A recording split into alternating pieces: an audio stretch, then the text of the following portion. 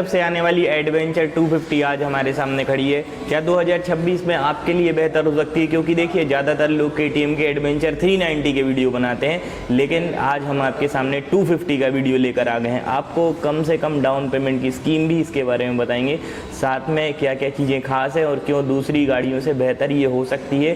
A to Z जानकारी आज के वीडियो में आपको मिलने वाली है, तो वीडियो होने वाला इंटरेस्टिंग। आइए देखते हैं। वैसे तो जब आप लुक्स देखेंगे, डिज़ाइन देखेंगे, तो देखिए 390 और 250 में वैसे कुछ डिफरेंस तो है नहीं, लेकिन प्राइस का डिफरेंस है, इंजन का डिफरेंस है, साथ में फीचर्स भी कुछ कुछ अलग हैं। तो आइए एक एक करके जानते हैं। सबसे पहले तो कर्व वेट जान लेते हैं। तो यहाँ पर 177 kg का कर्व वेट है, यानी कि बहुत ज़्यादा भारी नहीं है। कोई 160 सीसी का बाइक का वेट भी 145 kg के करीब होता है, यानी कि उससे 20 kg बस भारी है। जब रॉयल इनफील्ड से कंपेयर करते हैं तो देखिए रॉयल इनफील्ड और इसके वेट में लगभग 10 किलो बल्कि ये कम है रॉयल इनफील्ड की 350 से, क्लासिक से खासकर हम कंपेयर करते हैं तो मतलब हल्की है। अब देखिए अगर आपकी हाइट 5.8 के ऊपर है तभी आप इसे ड्राइव कर पाएंगे, क्योंकि जो गाड़ी की सीट हाइट है वो 820 mm की होने वाली है, यानी कि बहुत ज़्यादा ऊंची है। तो देखिए जो ऑफ रोड बाइक होती हैं उन्हें ऊंची ही डिज़ाइन किया जाता है, जिससे ऑफ रोडिंग आप इससे बहुत ही बेहतर कर पाएँ। और साथ में जो सीट है, फ्रंट के लिए बात करें, पिलियन के लिए बात करें, दोनों के लिए ही ठीक है, मतलब थोड़ी सी हार्ड कुशनिंग रहती है जब हम बात करते हैं एडवेंचर बाइक की।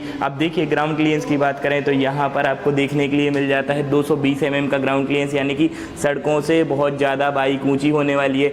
LC4C 250 cc का इंजन इसमें आपको देखने के लिए मिल जाता है। एडवेंचर 250 यहाँ पर बेचेंगे, और ये LC4C 250 cc का इंजन है, जिसमें पावर की बात करें तो यहाँ पर आपको 30 bhp की पावर और 25 Nm का टॉर्क निकाल के देती है, यानी कि पावरफुल इंजन होने वाला है। साथ में लिक्विड कूलिंग है, तो यहाँ पर रेडिएटर भी लगा हुआ है, रेडिएटर का कवर लगा हुआ है। साथ में यहाँ पर जब आप देखेंगे तो ये जो लेग गार्ड है ये कंपनी आपको फिटेड दे देती है। साथ में यहाँ पर जब आप देखेंगे तो देखिए डब्ल्यू एपेक्स सस्पेंशन है, और खासियत ये है कि ऑफ रोड के हिसाब से डिज़ाइन किया है, इसलिए 200 mm से ऊपर का इसका ट्रेवल आपको देखने के लिए मिल जाता है। अब देखिए इसमें एक चीज़ कम रहती है जो 390 में आपको ज़्यादा देखने के लिए मिलती है, वो है फ्रंट के सस्पेंशन का एडजस्टमेंट। इसमें यहाँ पर आपको एडजस्टमेंट नहीं मिलता, जो 390 में आपको एडजस्टमेंट करने के लिए मिल जाता है। अब देखिए एक खासियत ये है इस गाड़ी की कि इसमें आपको एलॉय व्हील्स देखने के लिए मिलते हैं, मतलब ये जो टायर है ये प्रॉपर ट्यूबलेस वाले टायर हैं। साथ में अपोलो के टायर हैं। साइज़ की बात करें तो 21 इंच का टायर देखने के लिए मिलता है, और यहाँ पर आपको 320 mm की डिस्क ब्रेक देखने के लिए मिल जाती है।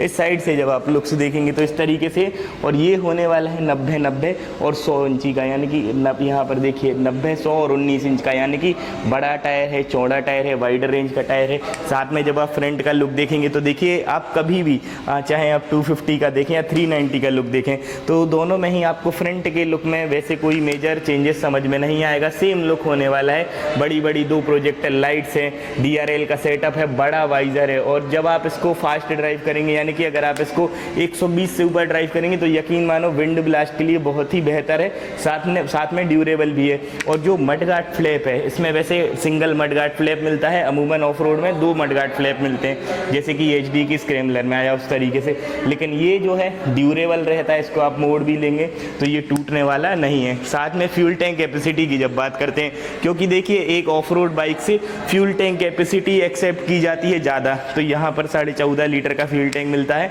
और जब हम इसको कंपेयर करते हैं जैसे RTX है, तो RTX में कम फ्यूल टैंक मिलता है 12 लीटर का, लेकिन यहाँ पर 14.5 लीटर का फ्यूल टैंक है, तो बड़ा फ्यूल टैंक है। अब यहाँ पर जब हम देखते हैं मीटर कंसोल, तो देखिए ये कैप हमने निकाल दिया है, ढक्कन। अब यहाँ पर जब हम देखेंगे तो प्रॉपर एक आपको TFT वाला कंसोल देखने के लिए मिलता है, और यहाँ पर ये बटन्स हैं, तो इन बटन्स की मदद से आप इजीली इसे चेंज कर सकते हैं। जैसे कि यहाँ पर जो है आप जैसे ही इसकी सेटिंग के अंदर जाएंगे तो आप ट्रिप मीटर देख सकते हैं। साथ में ऊपर बाइक में जाएंगे तो ये ABS जो है इसको आप अपने रिक्वायरमेंट के हिसाब से देखिए अभी स्विच हो गया, यानी कि पीछे रेड बता रहा है, मतलब पीछे का स्विचेबल ABS हो गया, बंद हो गया है पीछे का ABS, तो ये स्विचेबल ABS इसको हम बोलते हैं।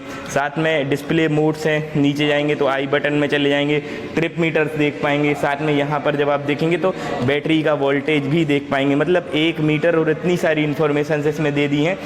चाहे यहाँ पर आपको एक सिलेक्टर की बात करें, हालांकि इसमें क्विक शिफ्टर नहीं है, क्विक सिलेक्टर इसमें आपको देखने के लिए मिलता है। तो ये जो मीटर के फंक्शंस हैं वो काफ़ी ज़्यादा बढ़िया है। यहाँ पर जब आप देखेंगे तो देखिए इसमें आपको इंजन का किल स्विच और साथ में यहाँ पर आपको देखने के लिए मिलता है सेल्फ स्टार्ट का बटन, और ये राइड बाय वायर के साथ आती है प्रॉपर। तो यहाँ पर वायर की टेक्नोलॉजी नहीं है, राइड बाय वायर है प्रॉपर। इस तरफ देखेंगे तो बटन्स लगे हुए हैं इस तरीके से, हैजार्ड लाइट का बटन दिया हुआ है, और ये असिस्टेंट स्लीपर क्लच के साथ देखने के लिए आपको मिल जाती है, यानी कि फंक्शंस में किसी भी तरीके से कोई कमी पेशा वाली बात नहीं होने वाली है।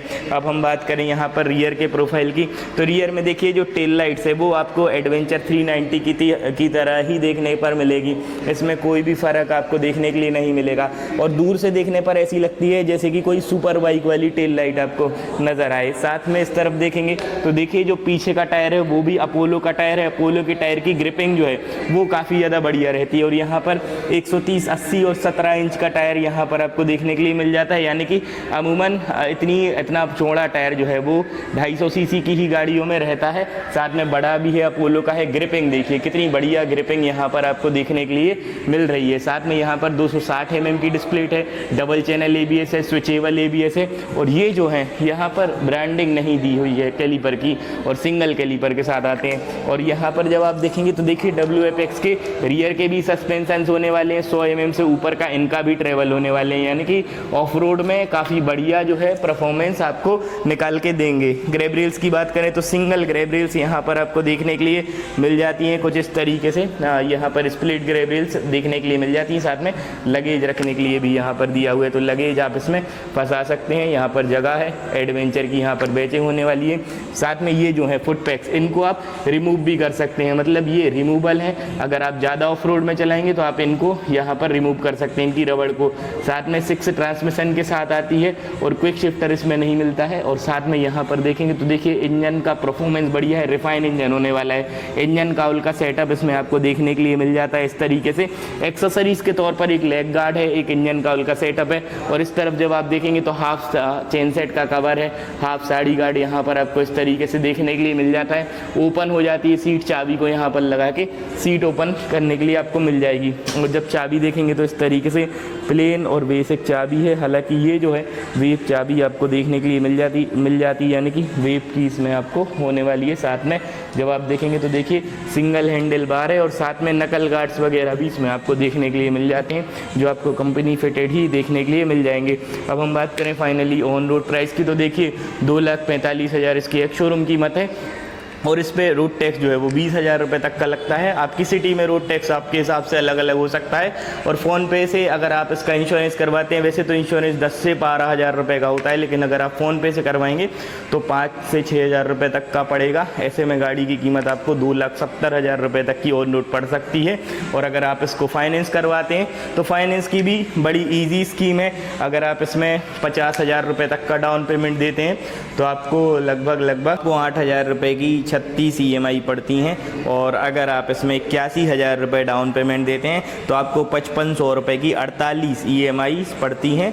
और साथ में जब हम इंटरेस्ट रेट की बात करें तो देखिए ये हमने 8% के ROI यानी कि रेट ऑफ इंटरेस्ट से आपको बताया है, और ये जो रेट ऑफ इंटरेस्ट है ये हमेशा नहीं चलता है, ये या तो कभी किसी फेस्टिवल या किसी ऑफर के समय में चलता है, तो ये ऊपर नीचे हो सकता है। वैसे नॉर्मली जो इंटरेस्ट रेट है वो 10% का चलता है, तो वो आप अपने फाइनेंशियल स्कीम से समझ सकते हैं, मतलब आप चाहे HDFC, बजाज, किसी भी फाइनेंस कंपनी से करवाएं तो उससे आप ये स्कीम ले सकते हैं। बाकी इससे ऊपर नीचे 1,000 रुपये या 500 रुपये का ऊपर नीचे हो सकता है, बाकी उसके अलावा ज़्यादा चेंजेस होता नहीं है। अब एक बार गाड़ी को स्टार्ट करके आपको इसका हम साउंड सुनवा देते हैं, जो हम भूल गए थे साउंड आपको सुनवाना। यहाँ पर अभी गाड़ी को ऑन कर लिया है और गाड़ी अभी न्यूट्रल है। एक बार सेल्फ मारते हैं और आपको साउंड सुनवा देते हैं। गाड़ी को स्टार्ट कर लिया है, एक बार हम आपको इसका साउंड सुनवा देते हैं।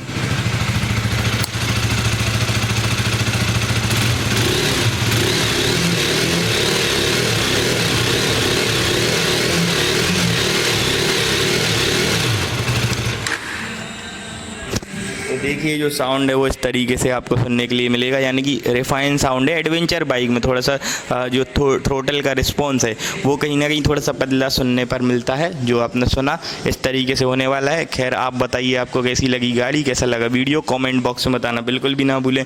आज के लिए इतना ही, वीडियो को लाइक, चैनल को सब्सक्राइब कीजिए। बहुत बहुत धन्यवाद।